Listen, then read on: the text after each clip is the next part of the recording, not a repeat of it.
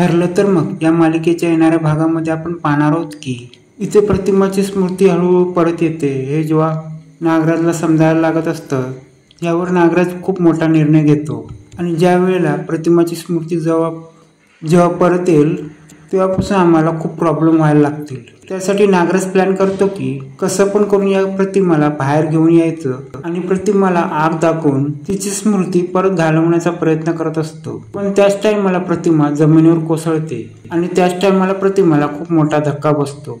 पण हे बघून नागराज तिथून पसार होतो आणि त्या टाइमला तिथे अर्जुन आणि सायली येतात आणि त्याच टाइमला अर्जुन आणि सायली रविराजांना फोन करतात आणि बोलतात खूप मोठी घटना घडली आहे. आणि तेव्हा अर्जुन रविराजांना बोलतो ताबडतोब तुम्ही इकडे या. आणि त्याच टाइमला प्रतिमा शुद्धीवर येते आणि बोलते आग बाजूला करा, आग बाजूला करा. आणि त्याच टाइमला प्रिया तिथे पोहोचलेली असते आणि प्रिया थोडी फार मजा येत असते आणि ती बोलत असते की आई तू काय अशी का करतेस. आणि प्रिया बोलायला लागते की आई तुला काय झालं, तू आगीला का घाबरतेस. आणि प्रतिमाला मुद्दाम त्रास द्यायला लागते आणि प्रतिमाची मानसिक स्थिती खराब करायला बघत असते. पण त्याच टाइमला सायली प्रतिमाला जवळ करते आणि बोलते. सायली तन्वीला बोलते काय झालं तन्वी. सायली प्रतिमाला सांगायला लागते तुम्ही काय घाबरू नका, मी आले आहे ना. पण त्याच टाइमला तिथे रविराज येतात आणि बोलते काय झालं सायली, प्रतिमाची तब्येत का बिघडली. तो सायली बोलायला लागते आम्हाला अचानक कळलं की प्रतिमा कशी तरी करते आणि नागराज पण इथे होता आणि तो इकडून यानंतर पसार झाला. पण त्याच टाइमला सगळ्यांना धक्का बसतो आणि सगळ्यांना वाटतं की आता प्रतिमाला कोण त्रास द्यायला लागला. आणि पुन्हा एकदा प्रतिमा खूप हायपर झाली असते आणि ती कोणाचंच ऐकत नाही, ना सायलीचं ऐकते ना रविराजांचं ऐकते. तेव्हा अर्जुन रविराजांना बोलतो आपण ताबडतोब प्रतिमाला इकडे डॉक्टरना आणूया आणि त्यानंतर त्यांना हॉस्पिटलमध्ये ऍडमिट करूया. आणि त्यानंतर इथे डॉक्टर येतात आणि डॉक्टर प्रतिमाची तब्येत बघून अवस्था बघून तिला ऍडमिट करतात. दुसऱ्या दिवशी ते रविराज हॉस्पिटलमध्ये येतात आणि बोलतात रिसेप्शनला की काय झालं. तेव्हा रिसेप्शनवाली बोलते की काय माहित नाही काय झालं. तेव्हा रविराज बोलतात मला डॉक्टरांशी भेटायचं आहे. पण त्याच टायमाला तिथे नागराज येतो आणि त्याला भीती वाटते जर ही प्रतिमा शुद्धीवर आली तर अजूनच माझा, आणि जर प्रतिमाने सगळं सांगितलं तर माझं काय खरं नाही, माझं भांडं इथेच फुटेल. कारण की काल मी तिच्याबरोबर होतो आणि ह्यांना सगळ्यांना समजलो की नंतर मी पसार झालो. पण त्याच टायमाला हॉस्पिटलमध्ये पोलीस येतात आणि बोलतात काय झालं, त्यांना आगीमध्ये टाकण्याचा प्रयत्न कोणी केला. त्याच टायमाला सायली प्रतिमाची अवस्था पाहून पोलिसांना बोलते की आता काय एवढं काय हे नाही, पण या बाबतीत आपण नंतर बोलू. आणि हे सांगून सायली पोलिसांना तिकडून जायला सांगते. पण त्याच टायमाला तिथे नागराज आणि प्रिया असते आणि प्रिया नागराजला बोलते तू काय केलंस ते तरी सांग. आणि प्रिया बोलायला लागते तू काहीतरी केलंस म्हणून ती प्रतिमा अशी करायला लागली.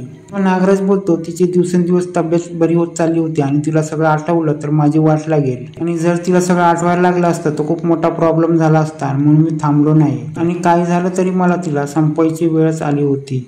तेव्हा प्रिया बोलते तिला संपवायचं होतं पण एवढी गडबड करायची काय गरज होती. तेव्हा त्या टायमाला तिथे सायली येते आणि सायली बोलते मी सगळं ऐकलं. आणि सायली नागराजला बोलते तुम्हीच तर तिला त्रास द्यायला बघवता आणि नंतर तिला त्रास देऊन तिकडनं पळून गेलात, पसार झालात का.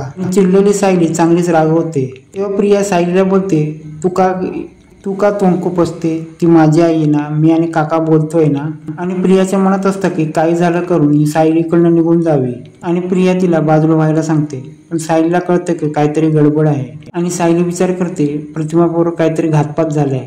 तेव्हा सायली प्रतिमाला बरे झाल्यावर तिला बाजूला घेते आणि बोलते तुमच्यावर काय झालं ते सांगा नीट. तेव्हा प्रतिमा बोलायला लागते मला मोठं सत्य कळलं आहे आणि ते तुला सांगायचं आहे. तेव्हा प्रतिमा सांगायला लागते सगळ्यामध्ये माझी नागराजने याददाश्त घालवण्याचा प्रयत्न केला आहे आणि मला काही ते मागचं सगळं आठवलं आणि मी सुभेदार किल्लेदार या सगळ्यांसमोर ही माहिती पुढे आणणार आहे.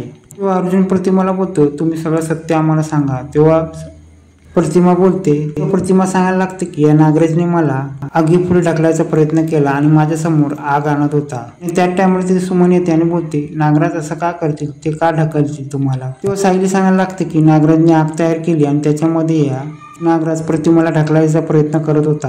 तेव्हा प्रतिमा बोलायला लागते हो मला आता सगळं सत्य आठवायला लागलं आहे आणि माझी आठवण जी घालवण्याचा प्रयत्न केलाय ते चुकून माझी आता आठवण याददाश्त परत यायला लागली आहे आणि मला सगळं आठवायला लागलं आहे. आणि तेव्हा प्रतिमा सांगायला लागते की जे मला आता आठवायला लागलं त्याचा सगळा उलगडा आता मी करणार आहे. आणि त्याच टायमाला तिथे पूर्णाई आणि अश्विनी येतात आणि बोलतो काय झाले प्रतिमा. आणि त्याच टायमाला प्रतिमा सांगायला लागते की या सगळ्यामध्ये तन्वी पण सामील आहे. त्याच टायमाला सगळ्यांना धक्का बसतो की या सगळ्यामध्ये तन्वी पण सामील आहे. आणि प्रतिमा सांगायला लागते की मला काल या नागराजने आगीसमोर ढकलायचा प्रयत्न केला आणि हे सगळं तन्वीच्या बोलण्यावरून होत आहे. आणि हिने आणि नागराजने याच्या अगोदर मला जाळण्याचा प्रयत्न केला होता. आणि प्रतिमा सांगायला लागते की आता मला सगळं आठवायला लागलं ही माझी तन्वी मुलगी माझी नाही आहे. तेव्हा पूर्ण आणि अश्विनी बोलतात काय बोलताय तुम्ही. तेव्हा प्रतिमा बोलते ही माझी प्रिया म्हणजे तन्वी माझी मुलगी नाही. तेव्हा तिथे रविराज येतात आणि बोलतात बरेच दिवस मला ही शंका होती की आणि कुठेतरी पाणी मुरत आहे. आणि रविराज बोलतात या सगळ्या सत्याचा शोध घेत मी सगळा विचार केलाच होता आणि आता मला आताच कळायला लागला की ही माझी मुलगी नाही आहे. त्या टायमाला नागराज रविराजांना बोलतो काय झालं ते तुम्ही नक्की काय ते सांगा. आणि रविराज सांगायला लागतं की मला प्रतिमाने आधी सगळ्या गोष्टी सांगितल्या होत्या. आणि रविराज सांगायला लागतं की मी DNA टेस्ट केली होती प्रतिमा आणि माझी आणि तन्वीची, पण तन्वीचे सगळे रिपोर्ट हे निगेटिव्हच होते. त्याच टायमाला सगळे गडबडतात आणि रविराज सांगायला लागतात की त्याच टायमाला प्रिया गडबडते आणि बोलते की हे सगळं खोटं आहे. या सायलीने सगळे रिपोर्ट चेंज केले असतील. प्रिया रविराजांना बोलते बाबा हिचं काय ऐकू नका. ही सायली जी आहे ती भामटी आहे आणि ती या घरात प्रॉपर्टीसाठी या घरात शिरलेली आहे. त्याच टायमाला पूर्ण चिडते आणि प्रियाच्या कानाखाली लावून देते आणि बोलते काय चाललंय तुझं सगळी नाटकं मला पहिल्यापासूनच सगळी कळलेली आहेत. आणि पूर्णाई बोलायला लागते तू जे वागतेस ना त्याच्यामुळे मला आधीपासूनच आम्हाला संशय यायला लागला होता. आणि पूर्णाई बोलते या सगळ्यामध्ये आम्ही पण या कारस्थानात सामील होतो. आणि पूर्णाई फ्लॅशबॅक मधील सगळं सांगत प्रियाला सांगते की जेव्हा प्रतिमा हॉस्पिटलमध्ये ऍडमिट होती तेव्हाच मला सायलीने सांगितलं. आणि पूर्णाई सांगायला लागते की या प्रियाने आणि या नागराजने होळीच्या टायमाला पण तिला आगीत ढकलण्याचा प्रयत्न केला होता. पण त्याच टायमाला तिला सायलीने तिला सावरलं आणि तिला मोटिवेट केलं. तेव्हा प्रतिमा बोलायला लागते ही प्रियाने मला ढकललं म्हणजे ही माझी मुलगीच असू शकत नाही.